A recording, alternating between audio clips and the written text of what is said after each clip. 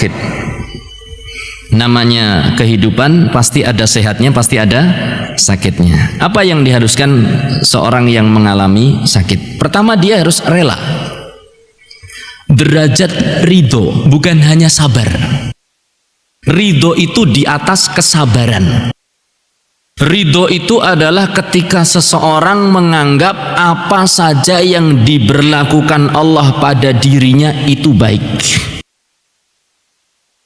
Kalau kita yakin bahwasanya kita punya zat yang maha karim, maha rahim, maha penyayang dengan kita, tidak ingin menyakiti kita, maka apapun yang menimpa kita pasti baik. Itu kita harus ridho. Mau dibikin sehat itu ridho, mau dibikin sakit juga ridho. Jenengan milih pundi? Sehat tapi ridho, ya. Pingine, ya. Ini yang pertama. Yang kedua, diperbolehkan untuk berobat dengan sesuatu yang mubah, dan tidak boleh berobat dengan sesuatu yang haram atau berobat dengan sesuatu yang merusak akidahnya. Misal datang berobat minta pengobatan kepada dukun, tukang sihir, atau tempat-tempat pengobatan lainnya yang tidak syar'i. Ulama sendiri berbeda pendapat tentang pengobatan. Ada yang mengatakan tidak boleh, ada yang mengatakan boleh, ada yang mengatakan utamanya tidak berobat. Intinya adalah berobat itu boleh. Terutama dianjurkan sekali bagi orang-orang yang kalau tidak berobat malah banyak keluh kesahnya. Tapi ingat, dengan tetap meyakini bahwasanya obat itu hanya apa? Perantara. Dan yang menyembuhkan siapa? Allah Subhanahu wa ta'ala. Adapun kemudian kok dia sakitnya tidak sembuh-sembuh, jangan sampai dia itu terjerumus dengan pengobatan yang haram. Datang ke dukun, dukune njaluk dibelehaken pitik ireng sing kelairan Selasa Kliwon. Lembeleh bengi dilemeki nganggo kain ireng, sing beleh nek iso yo ireng. Serba hitam. Atau beli kambing 2, dukune nyembelih, kita juga nyembelih di jam 12 malam. Ini kalau yang semacam ini adalah ciri-ciri pengobatan yang tidak benar. Ya, demikian. Atau dengan sesuatu yang haram, ngobati nganggo peru babi. Berobat pakai apa? Empedu babi. Naudzubillah min dzalik. Atau berobat dengan air kencing sendiri. Pernah dengar pengobatan semacam itu? Dan itu sempat ngetren sampai sekarang, ya kan? Ngetren. Berobat dengan air kencingnya sendiri, itu juga tidak boleh. Yakni berobat ke tempat-tempat yang haram atau dengan cara-cara yang haram. Kemudian yang ketiga, apabila bertambah sakitnya tidak boleh untuk mengharap kematian. Nek wis larane abot banget, tidak perlu kita mengharap kematian. Kenapa? Karena Rasulullah sallallahu alaihi wasallam bersabda, la yatamanna ahadukumul maut. Janganlah seorang dari kalian itu mengharap kematian, ya.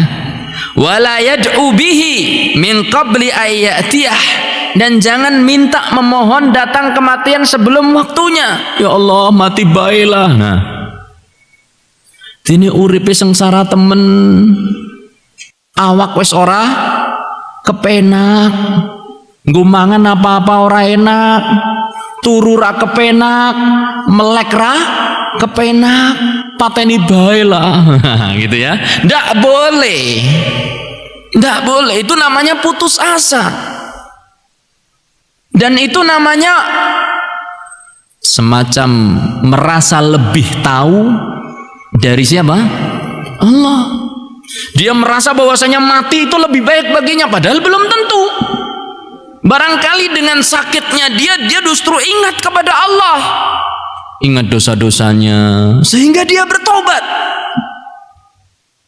Ingat segala kenikmatan yang dulu diterima dari Allah Subhanahu wa taala, sehingga dia menumbuhkan syukur. Kemudian melihat orang yang lebih parah dari dia, tambah lagi bersyukurnya.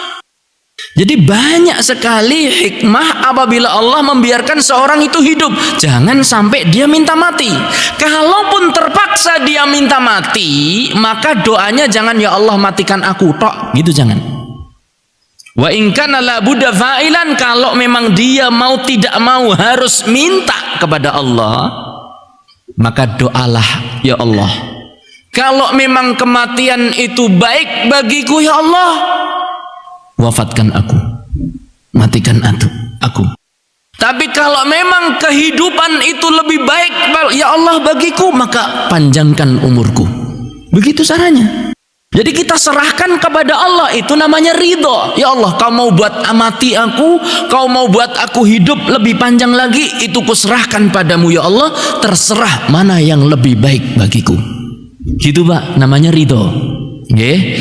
Jadi jangan sampai ya kita ini mengharap kematian. Kemudian ketika orang hendak mati, rumongso nek sakitnya sudah sangat apa? Parah.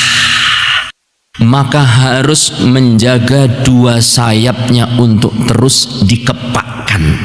Sayap napa niku? Khauf sama roja. Khauf, takut terhadap dosa-dosa yang pernah dia kerjakan ya Allah. Kalau kau tidak ampuni dosaku ya Allah, aku akan engkau siksa, aku akan bisa masuk neraka. Tapi ingat, satu sayapnya juga tetap apa? Dikepakkan, yaitu sayap roja. Ya Allah, mudah-mudahan kau terima semua amal ibadahku ya Allah. Jadi terus selama orang itu masih hidup, ini dua sayap harus seimbang.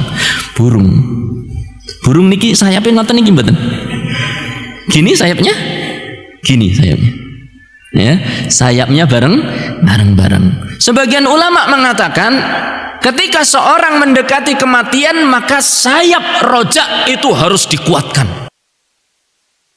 Supaya apa? Tidak putus asa dengan rahmat Allah. Jadi ya Allah, aku mengharap sayap rojak dikuatkan, rojak. Ya Allah, aku harap ampunanmu ya Allah. Aku harap ampunanmu. Engkau insya Allah akan mengampuniku ya Allah. Terus begitu, sehingga apa? Semangat untuk terus berbuat kebaikan di sisa-sisa umur dia. Kemudian kata di dalam buku ini, wajib baginya untuk mengembalikan hak dan barang titipan orang lain, atau dia juga meminta haknya dari orang lain. Ini mengembalikan amanah yang ada pada dia. Sing duwe utang cepet dilunasi. Kalau belum sempat lunas, maka dia pesan kepada siapa? Ahli waris ki, utangku ki. Ya, tolong kalau nanti saya mati ini tolong hutang saya tolong diperhatikan. Ojo cepet-cepet bagi waris, utangku disit. Ya.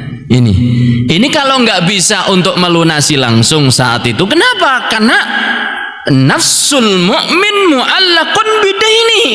Jiwa seorang mukmin itu terhambat oleh hutangnya. Tidak bisa dia akan masuk surga begitu saja, kecuali nanti sudah ada urusan sahur menyaur hutang. Pada hari dinar dan dirham, uang tidak lagi bermanfaat. Maka segera untuk membayar hutang. Kemudian berwasiat. Ya, berwasiat. Yang kelima adalah meninggalkan wasiat. Yani nulis wasiat. Dulu para ulama salaf tidaklah bermalam kecuali di bawah bantalnya itu tertulis apa? Wasiat. Wasiat itu nggak usah macam-macam. Nggak usah itu hartaku yang sana, PN yang sana, dolen yang sana untuk ini. Nggak usah banyak-banyak. Wasiat itu, anakku, istriku, tetaplah engkau berada di jalan agama Allah. berpeganglah kepada sunnah Nabimu sallallahu alaihi wasallam. Beribadahlah semata-mata kepada Allah. Kalau aku meninggal, selenggarakan jenazahku dengan sesuai sunnah. Dah gitu sudah cukup. Jadi ada pesan. Jangan kau tangisi aku dengan berteriak-teriak. Kalau sudah selesai masa idahmu wahai istriku, segeralah menikah lagi.